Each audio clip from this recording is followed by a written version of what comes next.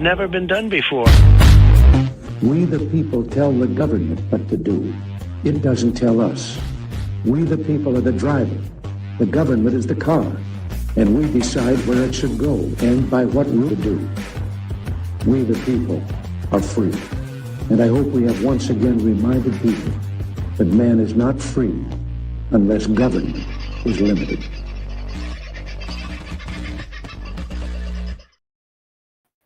Hey, how you going? Sorry about last night.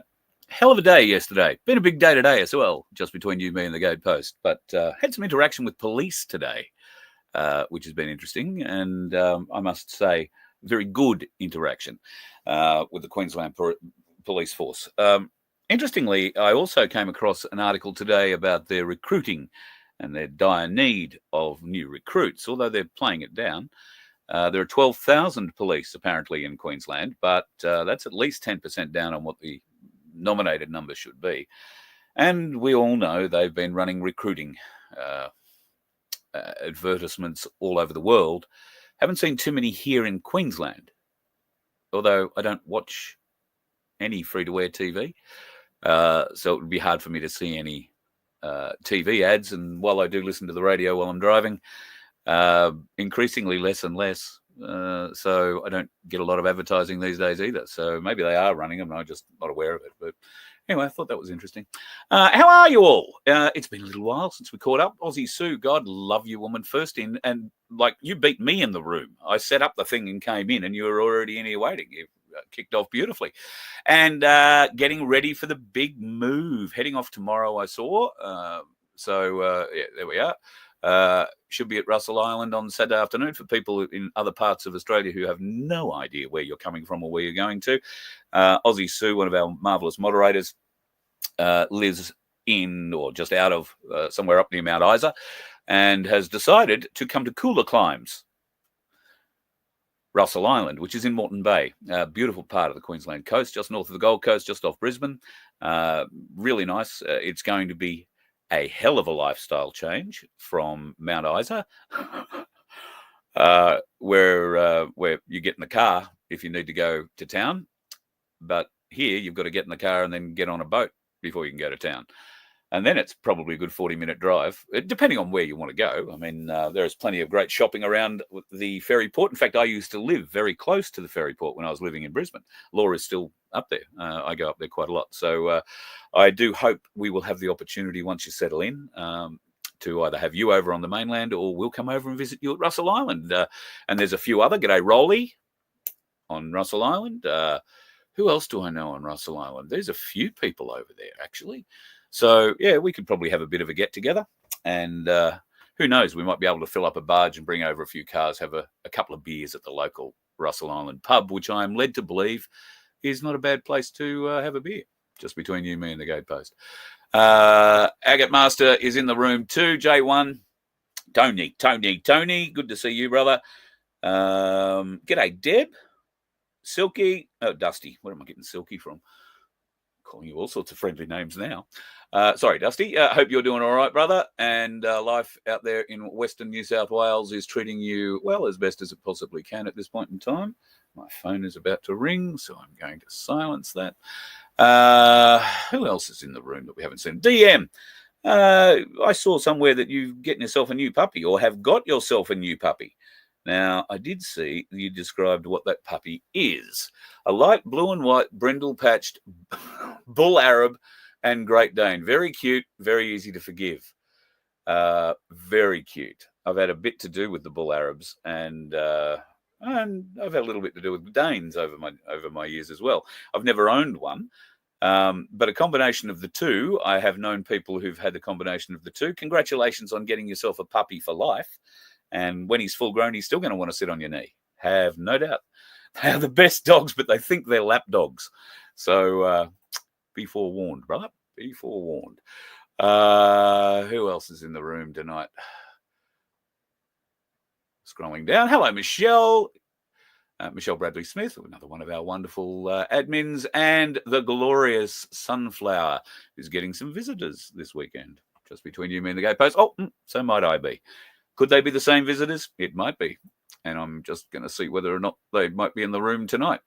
we will see. So far, not yet that I can see. G'day, Ian. Nice to have you in the house. The lovely Rachel. Happy Thursday to you. And I hope you are doing well in your rather cool part of Tasmania. I've got to speak about Tasmania very briefly tonight because someone we all know and love from the chat, I'm talking about Black Sheep, has sent me my winter wardrobe. God love him. If you weren't watching a couple of weeks ago, I mentioned that the warmest and best flannelette shirts come from Tasmania because it's the bloody coldest place.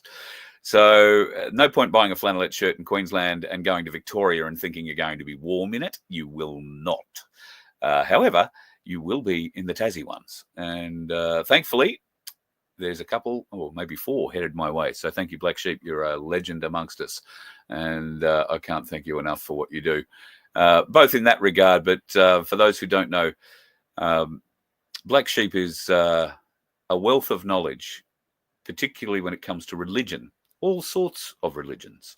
And he's experienced a great deal in his life. So very, very fortunate to have Black Sheep in my life. And we should all be very thankful to have him in our lives too, because some of the information that he provides me, not through the chat, but through our chats, is invaluable, particularly when it comes to spiritual awareness, spiritual guidance in some cases. And I do ring him with spiritual questions because he doesn't just give me one answer. He will give me multiple references, multiple areas I can go and check and recheck and recheck and recheck because, well, that's the kind of bloke he is. And he researches his ass off. He also builds the most amazing slot car sets. I might share some photos. I'll have to ask him if I can share the photos, but he is in the process. And this isn't just sticking together some track. He builds the entire track, the surrounds, the pits, the everything. The detail is amazing. So if you're into that sort of stuff, I'll ask if I can share some of his pictures and we'll give you a little bit of an idea. I know he was going to take some better pictures. So, you're in here, Black Sheep. Sorry, brother, I hadn't seen you. Yeah, he does some amazing work. So we'll see whether or not we can share a little bit of that with you. Carl. Yes, absolutely. I'll wear the shirt when we take over the front bar. Are you talking about the Mick Malloy front bar, or is it just the pub that we might head over to at Russell Island? We could do that. I'd fit in well in a warm Tasmanian winter flanny on Russell Island. The thing about these warm winter flannies is that they're absolutely useless in Queensland. Most people in winter around here, if you've been acclimatized to Queensland, you do feel the cold. It gets to 17 degrees, you feel it. Not so much if you're in Victoria. That's, you'd be happy to get that as a top during winter.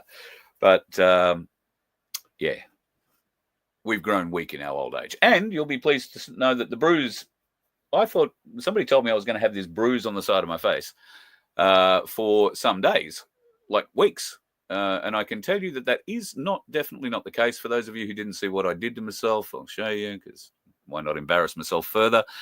This was the result of me cartwheeling down a very steep hill while trying to throw one small piece of wood in the back of a friggin' truck and losing my footing, being very protective of my left wrist, trying not to fall down a bloody huge rock-encrusted water wash, and zigged when I zagged. And luckily, though, I was saved by the wheel nut, the front left wheel nut of the truck catching my ear and the rest of my face into the side of it. So that bruise is gone now. So, see, all gone.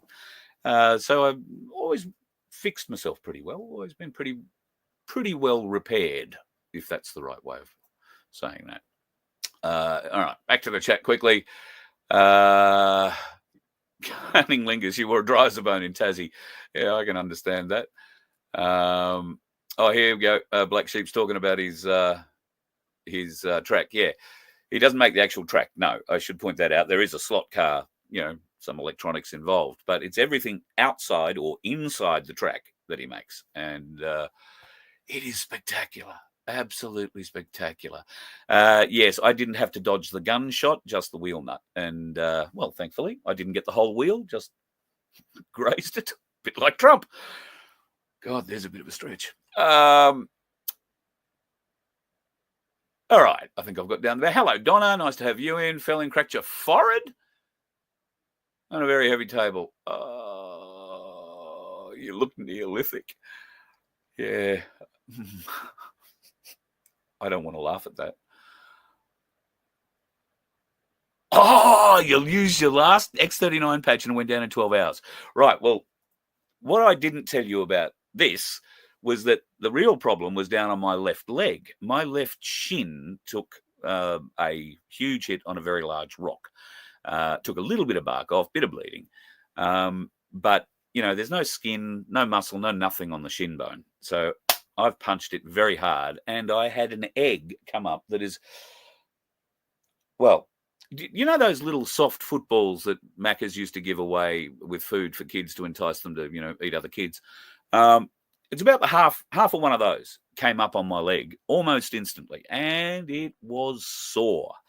It is still, to touch, it's okay. If I push in deep, it's sore, but I haven't put a patch on it in 2 days. I did put a patch on it that night, and the next day the swelling was almost 100% gone, and I've just been forgetful and I haven't put one back on. But I have no pain in the leg. I'm not walking with a limp. I don't notice it until I go to get into bed at night, when I put my knee up on the bed to climb into bed, and it's left leg. It doesn't like me doing that. But yeah, that's the X39 patch, and they're right here beside me, so I will put one on. I won't get up and drop my pants to put it on my leg right now for you. I'll save you that embarrassment. But those X39 patches, folks, I got to tell you, they have worked for me and for so many other people. And at the moment, I've sent a packet of them down to Guru, and he's wearing them every day. And with a bit of luck and a bit of prayer, it will make some significant aid to what he's going through at the moment too. He said he can feel it working. He's feeling all sorts of weird things, and he said to me the other day that he's noticed there's been he's able to move his mouth more, which some trolls won't be at all happy about, but he's able to, he's got more freedom in his mouth movement and all that kind of thing. So after wearing the patches, so this is bloody great news, and all we can pray for is that he gets some continued benefit out of it. But we'll see how he goes after a month, and if he needs it, we'll get him another lot next month. But if you need a little bit of help in that regard, the X39 patch link is on that crawl at the bottom there. Just write that down, click on that, and try them. Just try them. Give yourself 1 month and see if it makes any difference to you. You will find that depending what ails you, you might find immediate relief. And when I say immediate, I mean overnight relief, to a point of maybe not total relief, but significant reductions in long-term serious pain. And Carol O'Connor, got to say happy birthday to Carol. I missed it. It was day before yesterday, I want to say. Happy birthday, Carol. But Carol was one of the first, or in fact, she was the first person I gave patches to. And Carol had a serious back issue for 34 years, hadn't slept a night, and had degrading performance when it came to walking and that kind of thing. One night with those patches changed her life. And for the first time in years, she was able to dance without being drunk and carry on. And she could get up the next day. Previously, if she'd have wiggled around and danced and done anything like that, she'd be lying in bed for a week. Previous to trying the patches, she was doing just that, needing to rest during the day. She was sleeping maybe 4 to 5 hours a night, broken sleep. She was taking very, very, very heavy opioid medication that she was trying to get off, and the patches helped. Did a huge thing. And yeah, very successful for her. I've had so many other success stories come through as well. My ailments are minor compared to some of the issues that some folks have faced, and these patches have made in 96%, I would say, of cases. I don't know how many hundreds of these patches I've given out, but I have at least 200 or 300. And I have only had less than a handful, less than 10 emails telling me they didn't work for them. And I'm disappointed about that, but there's not much I can do about it. I have so many other emails from so many other people who've said it's made such a difference in their lives. And that's not everybody that's bought in and bought some of these things and put them on, because some people don't bother writing in to say, yeah, it worked, or yeah, it didn't. Although most of the people where it doesn't work, they do tend to write in. We don't have too many people. Like I say, less than 10 have wrote and said they didn't work for me. So I'm sad about that. I'm sorry, it doesn't work for everybody. But for those it does work for, it makes a significant difference in your life. And as you can see, bruises go down inside 12 hours. The pain disappears. It's it's just going really well. G'day, Paul. I hope you're doing well, mate. Thank you for the comments that you're making in the tube and in the comments on the YouTube channel. I really appreciate it, mate. You are working the algorithm, and you're one of the few that do. So I appreciate what work you do there, mate. Thank you. I'm reading a few things here. Have you now heard they're mucking around with ivermectin since everyone's trying to use it? Yeah, of course they have. They can't have the fix being out there forever. Look for older stocks of ivermectin if that's what you're looking for. As Chris is saying there, sound and frequency healing. I'm with Chris on this. I think this is the way of the future. We need to start to understand our bodies more. We need to understand frequencies more. And through that, I believe just about everything can be healed. And hopefully, we keep hearing there is news in the wings that this technology is available to us. And in fact, it in some cases may already be here in basic forms. And we were talking about it with Rachel the other day, and I think Susan, who went down to try an EES session. So if you're not familiar with the EES stuff, I've got to ring them and make an appointment, but I want to film it so I can take you through it and show you what this is like. You essentially, from my understanding, I haven't been through, but my understanding is at the place in Brisbane that you can go to, you'll sit in a room that has a number of monitors, television monitors around you. And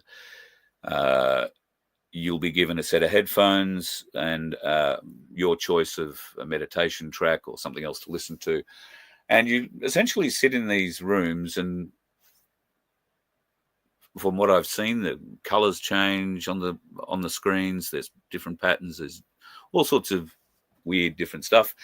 And there's vibrations that come out as well and come through your chair and all that sort of stuff. So this is in having a lot of effect on people. I know somebody who has got a very serious hand injury and went to one of these places in Melbourne and did feel they got benefit out of it for about 2 weeks. It wasn't a long-term fix, and it was, I believe, a mildly expensive exercise. They did, I can't remember if it was 2 or 3 sessions over 2 or 3 days. The sessions last, I think, about 2 hours each. And at the end of it, this person found there was a significant reduction in swelling, an increase in movement, and a few other bits and pieces that came into alignment. Unfortunately, they don't live close to it, and it wasn't something they could keep up doing on a daily or weekly basis by a long stretch. So now that they've opened in Brisbane, I think that person will probably go back and try there. There is a lot of other frequency technology and healing technology that is available. Rife machines. If you haven't ever looked into the Rife machine technology, and while some people will, I know one person in particular who has a Rife machine, and it hasn't been successful really in treating them. And yet others swear by rife machines. So if you can find something like that, they're difficult to find, but if you can find something like that and you're in a position where your health, well, you're willing to try just about anything, then may I suggest these sorts of technologies are worth you investigating. I'm not saying they're going to, create life-changing moments or save lives in the worst-case scenarios, but I would really, really encourage people to look deeply into frequency healing. There is a lot to it, a lot to it.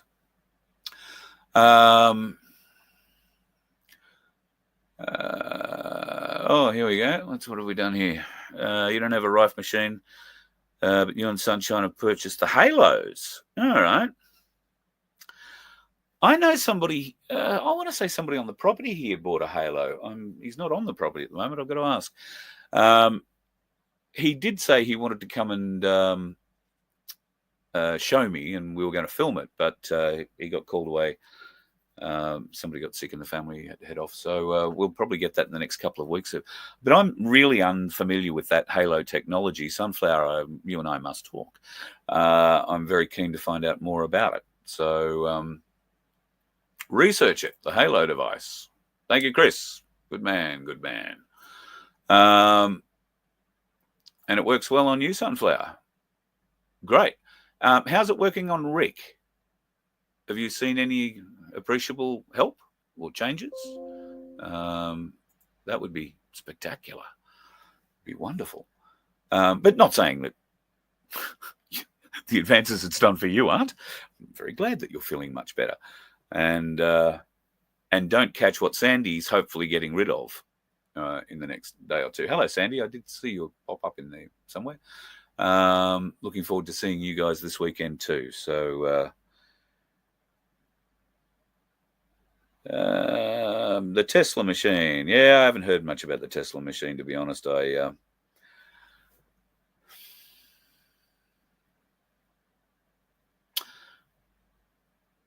are some things about. I'm a huge Tesla fan. I'm not talking about the car or Musk. I'm talking about Nikolai. I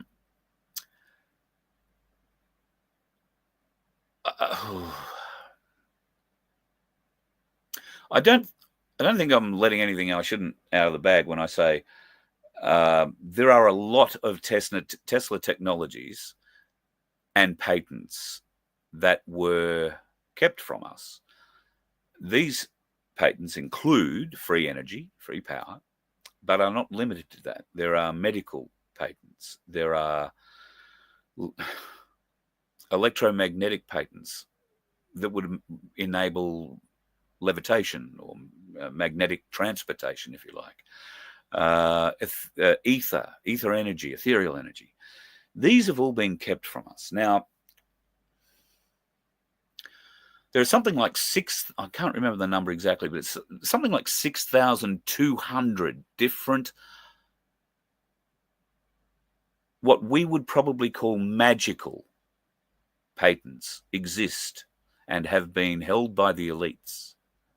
Now, my understanding is that the Patent Office has been taken over, that all of those patents are now in the hands of the white hats, and this technology is being drip-fed because it can't just be dumped into the economies of countries all over the world, because, as we know, the world is going into all sorts of economic shit fights at the moment. And the opportunity for people to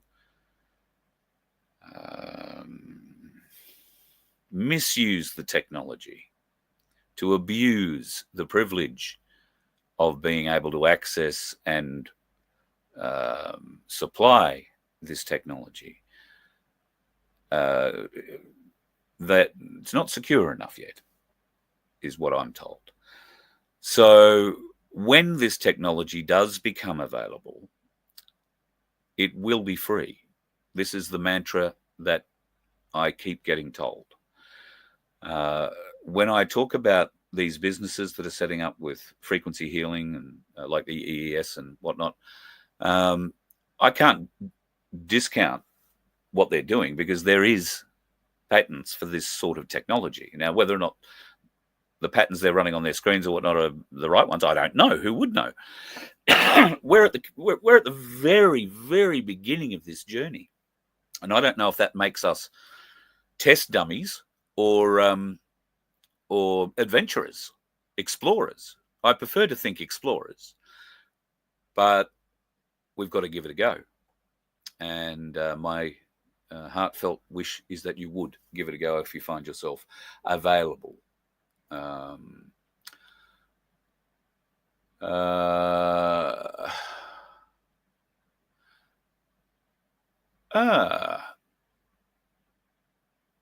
Lymphatic drainage massage, Melbourne, South Morang, beautiful part of the world. I forgot the name of the pub we were at down there.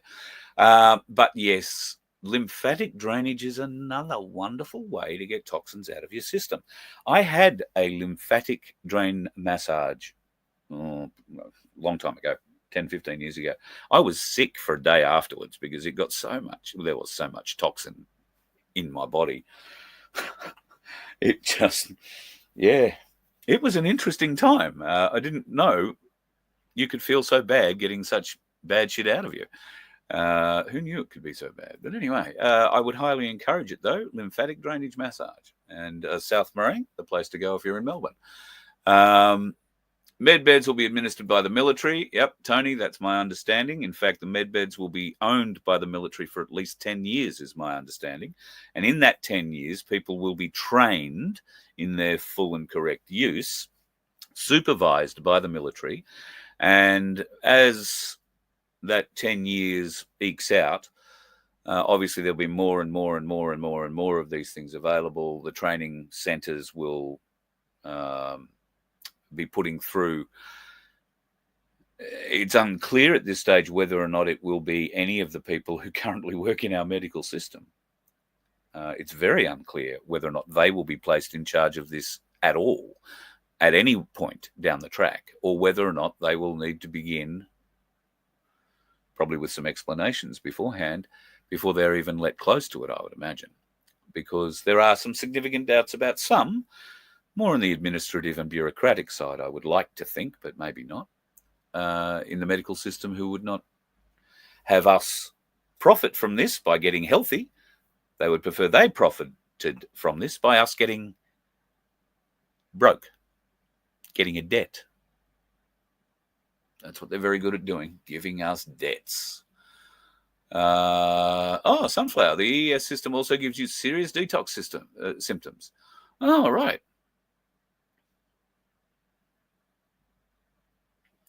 The last time I had I think I told this story, I won't tell it again. Last time I had a detox, little Chinese massage man said, "Oh, here, you take these 4 little things." And he gave me 4 little, they look like the tiniest little seeds of aniseed. And I swallowed them down. The next day, I was very, very sick. And I was in Sydney hosting a show at the Mind, Body, Spirit Festival at Darling Point, or whatever it's called down there, the exhibition centre there. And it was a 4-day event. That was day 1. Day 2, I was sick as a dog. Day 3, I was worse. Day 4, started to feel a little bit better physically, but my urine was a very strange colour. So when I got back to Brisbane, I went to the doctor and I had to go and do a urine test, which I proudly marched into what I thought was a pathologist and plonked on their desk and said, "Here, I think this is for you."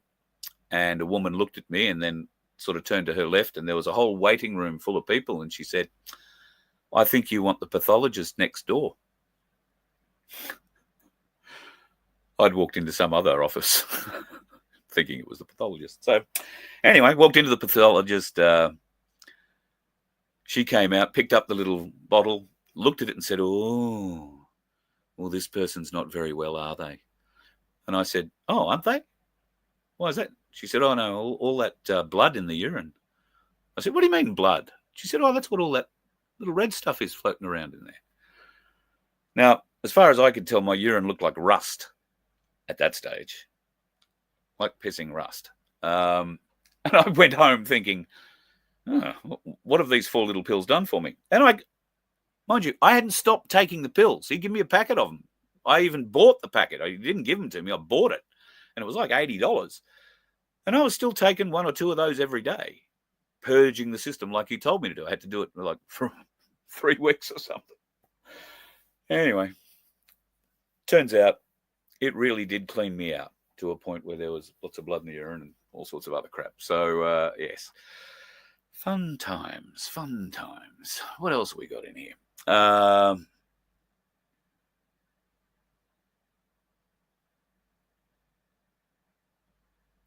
Oh, Chris, don't start carrying on, mate.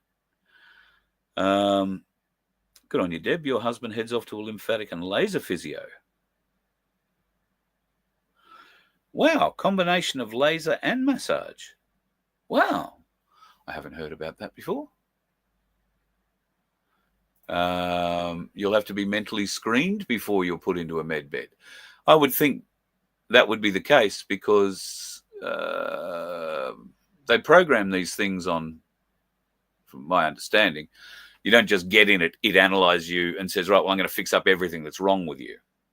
My understanding is it doesn't do that. My understanding is that there are different machines for different things. For instance, if you have major organ issues, heart, kidney, liver, lungs, those things will be looked after by one type of machine. If you have some kind of immune deficiency like diabetes or something like that, a different kind of machine will look after those allergies and inflammations and that kind of stuff. A different kind of machine will look after that. If you have mental health issues, then there is a completely different kind of machine that may, dependent on what your particular mental issue is, my understanding may take extra time to fix, meaning that you won't go in for a session, a day for a week, or go in and do 6 hours, or go in and spend a day and a night or whatever and come out perfect the next day. It doesn't work like that, apparently, with particularly brain injury and mental health. It takes a little longer, and I would suspect in some cases with mental health you would need to detox. If you have a mental health issue and you are taking medication, then I don't know. There was a conversation about this, whether or not you would need to maintain your current medication intake while you were being treated, or whether or not that would need to be phased out before you were treated, so that the machines didn't treat you for toxic stuff in your blood as well, because you could be in the wrong machine for that kind of thing. So there are varieties. MedBed is not one kind of machine. The machine that apparently grows arms and legs and eyes and teeth and all that back, that's another machine. So yeah, I think a lot of what's going to happen when the med beds get to us will be triaged initially. Everybody who lines up to get seen will be triaged into which category they are, which kind of machine they need. And there's nothing that says you're not going to need multiple machines, but they're going to need to schedule that. So this probably will take some time. Luckily, it is my understanding that most procedures outside of things like growing limbs back and mental health or neurological disorder, most things can be completed in a day at the longest. So bring it on is all I say. Bring it on. I'm sick and tired of talking about it like I actually think, like I know, like talking about it like they're here and we believe what we believe, but talking about them like they're here. We need to start seeing some of this technology. We need to see it. There's a lot of things we need to see. We need to see the Ukraine shut down, the war stopped, and by the sound of it, Zelensky is buckling. If you're not up to it, he's signed the agreement with America on their rare earth deal. That is, Ukraine has some rare earth metals on their or under their land. The Americans want access to that for a certain period of time so they can get back some of the money that they've thrown at Ukraine through the Biden era in this pissant war they've tried to create with Russia. And Russia was very happy to oblige. In fact, I have a video here from an interview with Tucker Carlson that a fellow who lives over there and reports for the Western media and was traveling with the Russians, was actually detailing and showing the atrocities being committed by Ukrainian troops against their own people, particularly in the Donetsk region, where they live and breathe Russia. They believe they're still part of Russia. They want to be part of Russia. Russia wants them back. There are towns there where every person in the town has been killed because the Ukrainians, the military there, have used these people as human shields. Civilians haven't allowed them to leave. And there's been, a lot of people dead. Anyway, Zelensky, for the joke that he is, seems to have put his moniker on the bit of paper that makes Trump happy. And that's going to take a lot of fizz out of the NATO business. I mean, NATO lost a lot of their fizz when Trump got in anyway, especially when he pulled the plug on the money, because the money stopped the day he got in. They've been squealing ever since. And of course, you've seen how the EU has proposed to combat this. They've proposed to come up with $800 billion of their own to match the US military size. That's all of Europe coming up with $800 billion to build a military to take on America, by the sound of it. But they still want to fight Russia. They're still very keen to prosecute a war against Putin. Why? Well, we all know. NATO is Satan's army and have been for years. And in fact, that's what the Russians say when they're in battle. When asked who they're fighting and what they're fighting, they say they are fighting Satan. They are fighting for God, God in heaven, not some evil filth. God bless them for it, I say.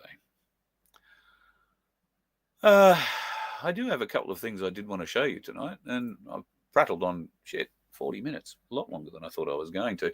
I don't have a huge amount because for those of you who've been following along, we live on a large property.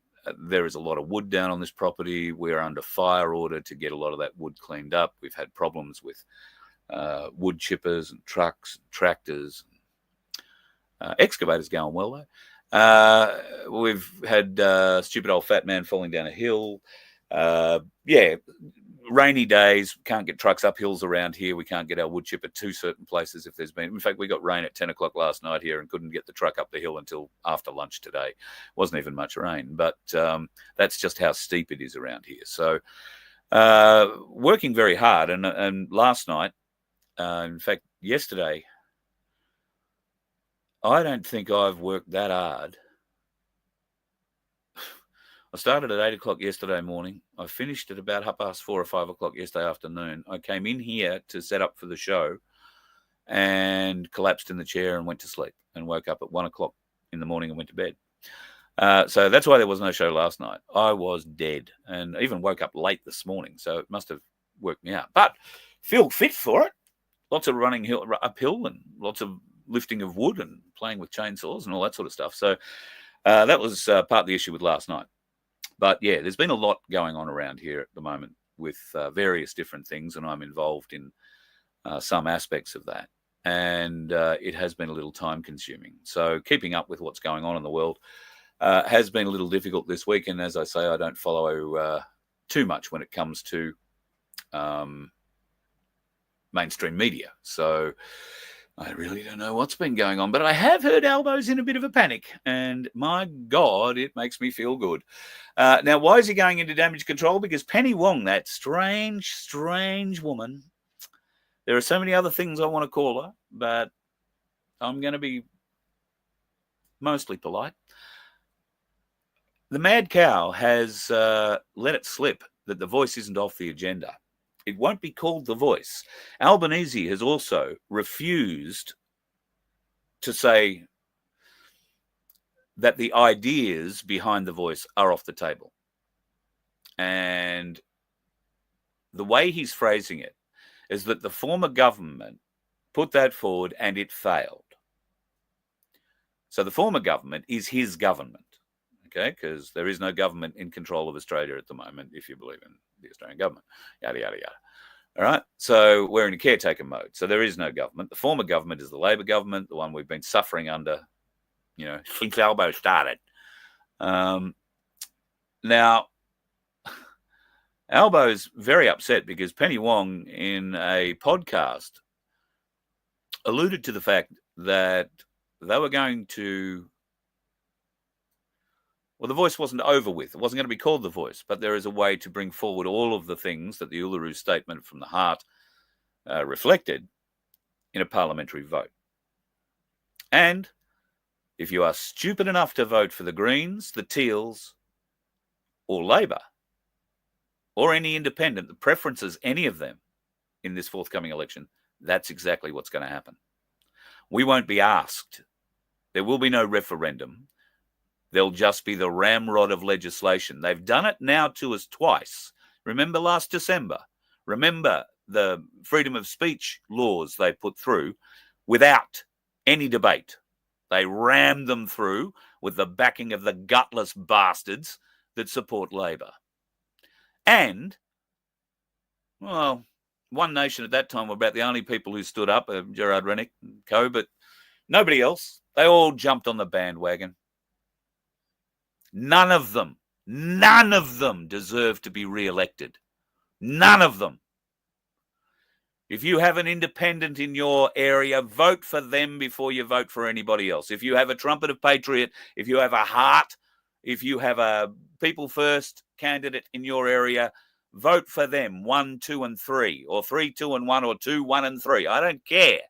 But preference the freedom parties before you let these Labor, Liberal, National Green arseholes back in charge of this country. We cannot allow whoever holds power to be able to ramrod legislation through our parliament and force shit on us like they have been doing. This must end. But only you can do it through this vote. Well, maybe not. Voting's, well, we won't get into the voting side of it. I'm going to talk from a perspective of voting. All right? Because there are going to be more people watching this show tonight going to vote than there aren't. Although I think the numbers will be pretty close. So if you are going to go and get your name crossed off, and if you are going to go in, don't draw a dick on your bloody ballot sheet. If you truly don't care what happens in this governmental race, if you truly don't care, then do something for the freedom movement. Vote Heart Party. Vote GAP. Vote People First. And then look at who they preference, because they're going to preference each other. They're going to preference the freedom movements. Now, how much freedom some of these parties are going to bring to us, I believe, probably a reasonable amount. Some I might question. One Nation was saying and doing a great deal of wonderful things up until they did an about face a couple of days ago, and now they're going to preference Liberals. And they're going to do it in as many seats as they possibly can because Peter Dutton needs the help, apparently.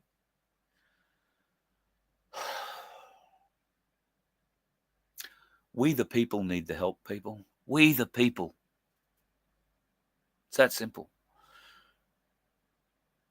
We need good people like you to stand up, to represent us. We don't need to keep this circle jerk of politicians employed any longer. And while we'll never get rid of all of them this election, what we can make sure we can do is put a breaker in by giving those freedom parties the balance of power in the Senate. And that's why the Senate race is so important. So please, folks, 1 through 12 below the line on the Senate paper, 1 to 6 above the line. That's all you have got to remember. Numbers 1 to 6 in your order.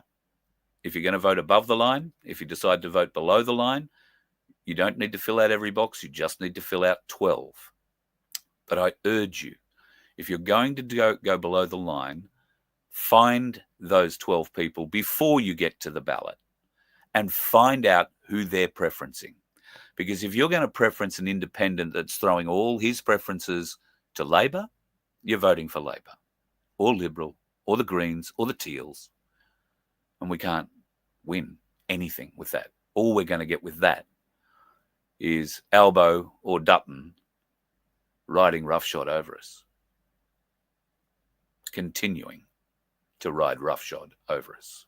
Will the Liberals be as brazen about it as the Labor Party?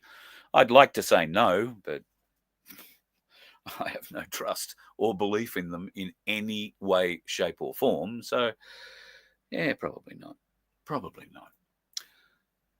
Speaking about medbeds as we were before, I think I may have showed you this the other night. An interesting spot here. Robots can now help with surgery, and they're actually quite good at it. Now, a variety of different robots for a variety of different surgeries.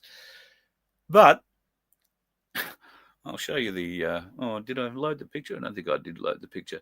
There is a picture of how these robots work. They basically put a cast over your body that has holes where the needle or the scalpel or the laser or whatever it is can go through. And all these holes are at the, cut-in points on a human body where you would go in to do various different procedures. It looks like quite a contraption that you've got to get into before this thing can work. But how would you feel about having a robot operating on you? Elon Musk has thoughts on it. Robots will surpass good human surgeons within a few years and the best human surgeons within 5 years. Neuralink has had to use a robot for the brain-computer electrode insertion as it was impossible for a human to achieve the required speed and precision. Don't know how I feel about that Neuralink just yet either, just between you, me and the gatepost. But could be wrong. Could be wrong. Don't know that I'm wrong, but it could be wrong. Who's that man on the left? Any ideas? That man on the left is Miss Giuffre's father. Now, of course, Miss Giuffre, the woman who was trafficked by Epstein to Prince Andrew and others by the sound of it, who was found dead in Perth a few days ago, last week, at the end of last week, I think. And, of course, there had been some issues with her in the lead up to that. She'd been in a car accident with a bus, apparently. She was very bruised. She was in hospital. She put out a thing on X saying she had 4 days to live, kidney failure, something like that. Then she went home after 4 days. She was still in a very bad state. I remember thinking at the time when I saw that picture that the bruise, and she had severe bruises on her face. Because I've had a little bit to do with, it doesn't matter what I've had a bit to do with. You can tell when somebody has put a hand with pressure on somebody's face. Okay? You can tell. Particularly if it's a great deal of pressure, particularly if you're, well, let's say, for instance, your head is on the ground and somebody's holding your face, pushing down on it. That leaves marks, that leaves bruises. And I have to say, my first glance at the bruises that I saw on her face said a hand. 3 fingers particularly on the left side of her face. And I thought, domestic violence. There have been stories about the breakup of her wedding or marriage, a 22-year marriage, which apparently they went their separate ways a little while ago, but were still apparently seeing each other on and off. There were some alleged domestic violence incidents there. Who was the perpetrator? I don't know, but those pictures were a bit of an indication. However, that was one picture in a lifetime, so don't read too much into that. However, the story came out pretty much immediately from Western Australia Police that she'd committed suicide. So that bloke, her dad, says no, that is not the case. That the family has some significant questions and that the police are not investigating and refuse to dig deeper. Now, we all know that Western Australia is probably not the most uncorrupt state in Australia. I mean, they had that Premier Dick for a while, didn't they? He stitched things up pretty nicely, and now he's got himself a nice, cushy corporate promotion for all the great he did during the COVID period. Western Australian coppers got something to answer. Many questions that need answering around Virginia Giuffo's death. And certainly we the people, I don't think, are going to be hearing too much unless we make a noise about it. Her family require we the people to make a noise about it. What if she was knocked off? What if she was murdered? And was it a domestic violence thing, or is it something broader? We know the reach of these people, these elites. And we know that there are still a few of them around. Because we haven't seen any friggin' arrests or trials yet. So, or not many at any rate. So yes, I think any support we can place behind the family would be well placed. A full investigation of her death, I think, is required. A full public investigation. We'll wait and see whether or not any of that absolutely or could possibly happen.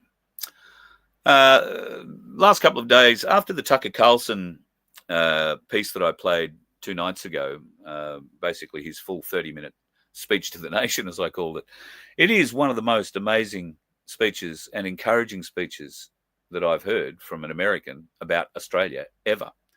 And I would urge you, because you're not going to find that speech online anymore.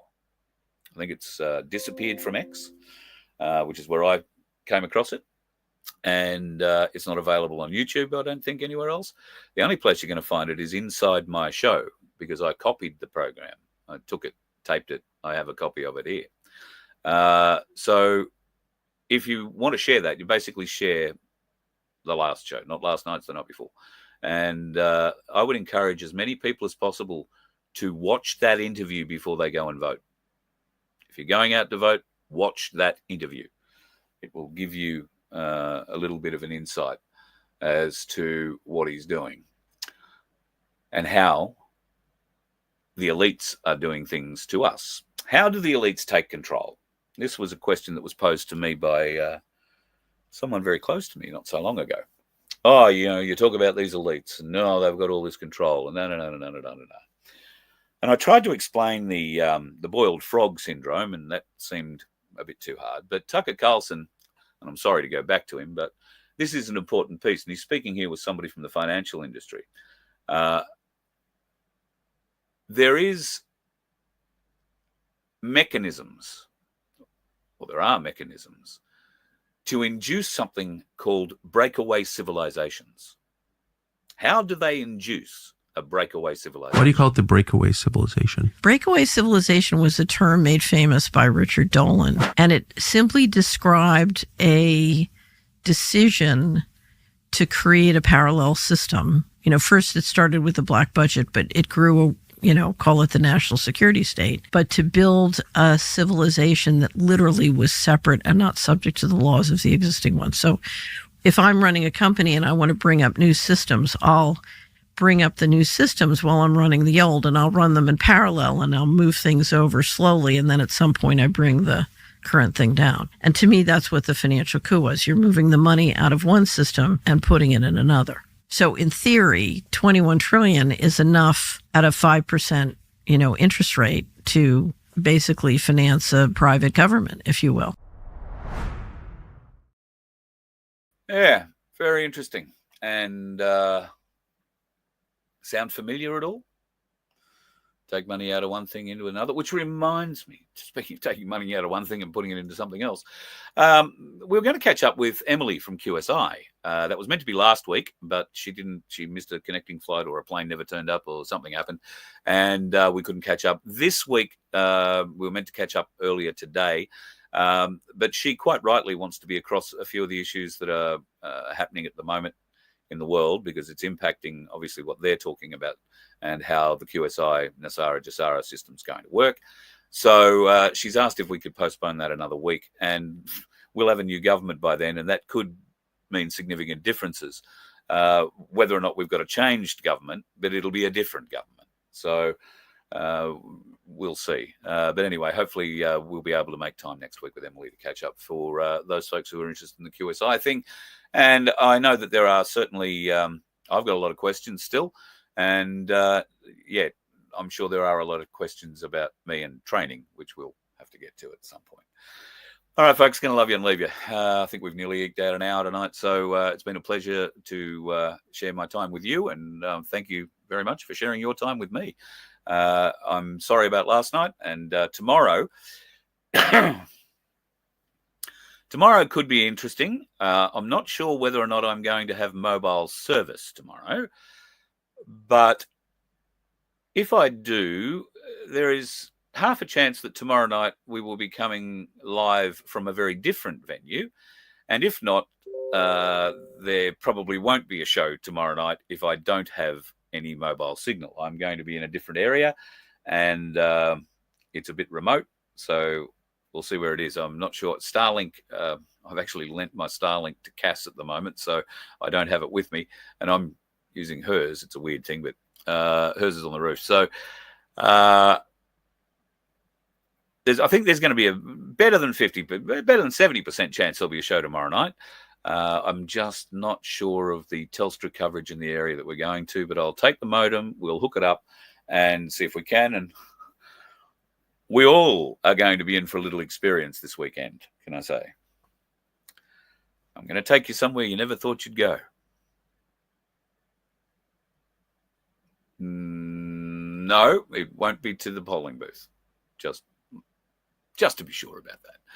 All right, folks, you enjoy your night. Have a great one. Be safe on the roads, and watch out for those dickheads, because they are about. You let one ant stand up to us, then they all might stand up.